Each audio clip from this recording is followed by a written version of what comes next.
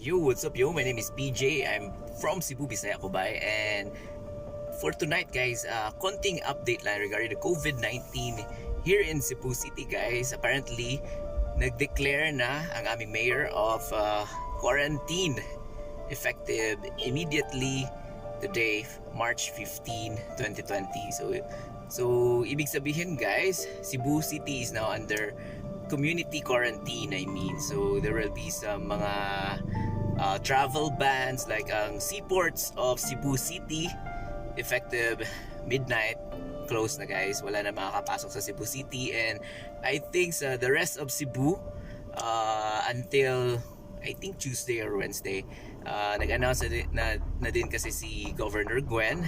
Apparently yung term niya doon is mitigating measures kumbaga. So yun, apparently, so there will be no classes until April 14. So suspended lahat ng classes, all levels dito sa Cebu suspended, and they are going to implement itong tinatawag na curfew. So medyo maaga ang curfew guys, 8 p.m.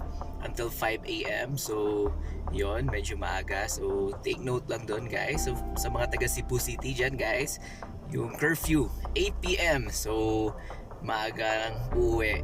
And apparently yung mga walang business to go outside their homes are not allowed to do so. So yung mga allowed lang na lumabas is yung may mga work, and of course yung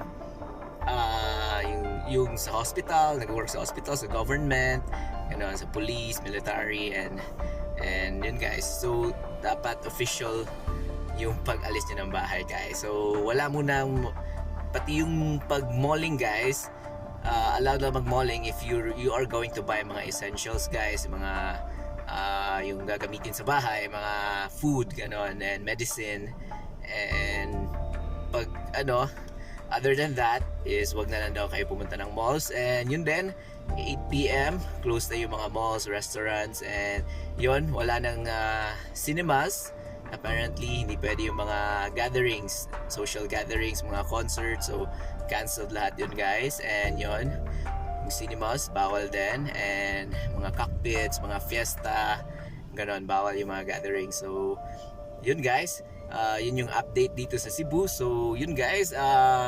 Stay safe lang, stay safe. Yun, wash your hands regularly. And of course, avoid crowded places. And if hindi naman kailangan lumabas ng bahay, so stay indoors na lang kumbaga. So yun, that's my short vlog lang for tonight guys. Konting update lang dito sa situation here in Cebu City. So I show some mga short video clips around the city tonight guys. If kumusta naman, if hindi na ba busy yung daan, and yung mga tao ba maagang umuwi, diba? So check natin guys.